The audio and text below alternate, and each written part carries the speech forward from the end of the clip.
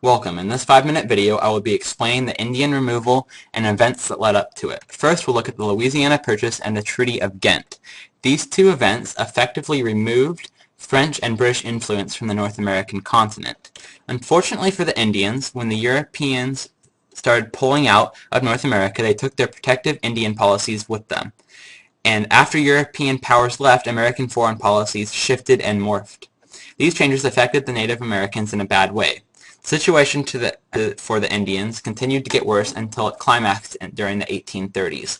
During this bad time for the Indians, there were 5 major southern tribes, nicknamed the 5 civilized tribes. They are the Cherokees, the Choctaw, the Creeks, the Chickasaw, and the Seminoles.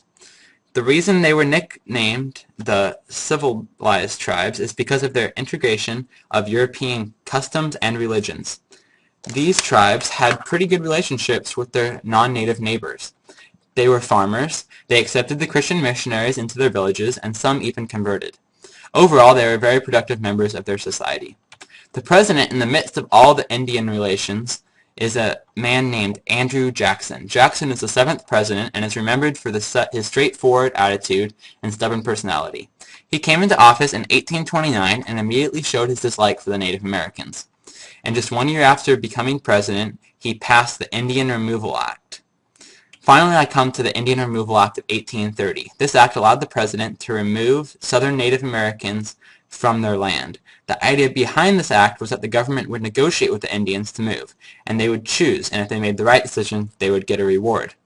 Unfortunately, this didn't happen. Despite fierce resistance, the tribes were forced off their homeland. Now I will cover the relocation of the Choctaw tribe. They removed the Choctaw tribe in 3 sections, starting in 1831 and ending in 1833. They moved almost 17,000 Choctaw Indians over to what is now Oklahoma. This long, harsh journey killed between 2,500 and to 6,000 Indians. This devastating trek is known today as the Trail of Tears. Next is the Creek Nation. It was one of the most powerful Indian tribes at the time. Some of the Creeks had already migrated to Oklahoma before the act was passed in the 1820s. However, most of the Creeks were still strongly opposed to the relocation. Nevertheless, a few that were willing, in 1834 and 1835, 2 more groups volunteered to go to the new Indian land. Skirmishes broke out with the remaining Creeks, and eventually became a war. This gave Andrew Jackson a reason to move all the Creeks to the new Indian land. The rebellious Creeks were chained and forced out of their home. The friendly Creeks were treated more nicely and were rounded up and pushed out in 1836. There were many skirmishes and arguments between the Indians and the American government. All 5 of the main southern tribes resisted. However, the Seminole were some of the most resistant. In the past, in 1814 through 1819, Seminole tribes had fought against Florida, and the Indian Removal Act had caused another conflict. In 1835, a major war broke out, and after 7 years of battles, after $20 million being spent, the United States left the remaining 100 or so Seminoles in peace in their homeland.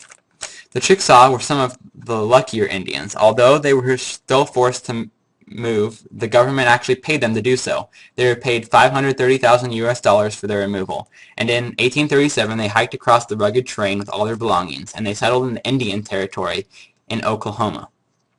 The Chickasaw combined with the Choctaw Indians once they got there to create one big tribe.